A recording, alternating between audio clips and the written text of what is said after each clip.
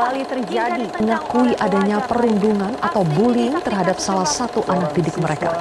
Video bullying atau perundungan yang dilakukan oleh sejumlah remaja putri di bawah umur di Cilacap. Nah teman-teman, kali ini aku bakal ngajak kalian diskusi mengenai fenomena bullying pada remaja dan dampaknya terhadap kesehatan mental seseorang. Tapi kali ini aku bakal ngebahas kasus ini lebih ke aspek moralnya. Jadi bullying ini merupakan hal yang masih sering dianggap biasa atau sepele bagi sebagian masyarakat kita. Tetapi sebenarnya dampak dari bullying ini sangatlah besar, apalagi bagi si korban. Nah, bullying ini juga lagi marak-maraknya di lingkungan kita, apalagi sering terjadi di kalangan remaja.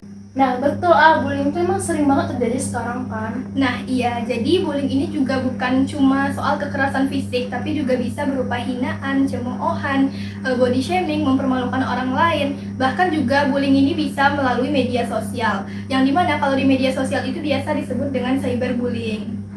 Terus kalau misalnya kayak ngejek teman tapi itu tuh alasannya bercanda, itu tuh masih termasuk bullying atau enggak? Nah itu masih termasuk ke bullying karena kadang pelaku itu merasa ucapan, tindakan, dan perbuatan yang dia lakukan itu merupakan hal yang lucu. Tapi si korban mungkin tidak merasakan hal yang sama. Justru si korban ini mungkin merasa sakit hati, tertekan, atau tersinggung. Nah jadi dari aspek moralnya nih ya, kalau kita lihat dari segi moralnya, tindakan bullying ini menunjukkan kalau seseorang ini kurang rasa empati dan kurang rasa sikap menghargai orang lain di dirinya.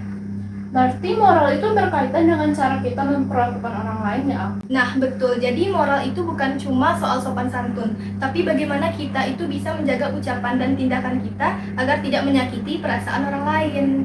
Terus gimana sih kaitan antara bullying dengan kesehatan mental itu, Jadi bullying ini bisa sangat mempengaruhi kesehatan mental si korban. Jadi korban ini bisa stres, cemas, takut, atau bahkan menarik diri dari lingkungan sekitarnya. Nah bahkan pada kasus yang lebih parahnya itu, si korban ini bisa sampai depresi. Berarti dampak bullying ini nggak bisa kita anggap sepele ya?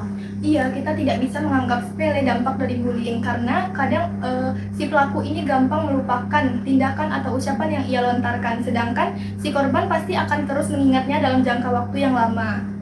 Terus kalau menurut kamu gimana sih cara mengurangi bullying itu sendiri? Jadi cara mengatasi bullying itu adalah dengan cara mulai dari diri sendiri dulu. Nah kita bisa belajar untuk mempunyai rasa empati yang lebih tinggi, menjaga ucapan kita, dan juga menghargai orang lain. Nah jadi karena dengan mempunyai moral yang baik, maka kita akan bisa berpikir dulu sebelum bertindak. Jadi kesimpulannya, bullying ini bukan cuma masalah bercanda biasa aja, tapi juga berkaitan dengan moral dan kesehatan mental. Stop bullying dari sekarang karena menghargai orang lain adalah bagian dari moral yang baik. Jadi sekian dulu edukasi yang bisa aku sampaikan ke kalian. Semoga dari semua yang aku sampaikan tadi bisa bermanfaat bagi kalian dan teman-teman yang menonton.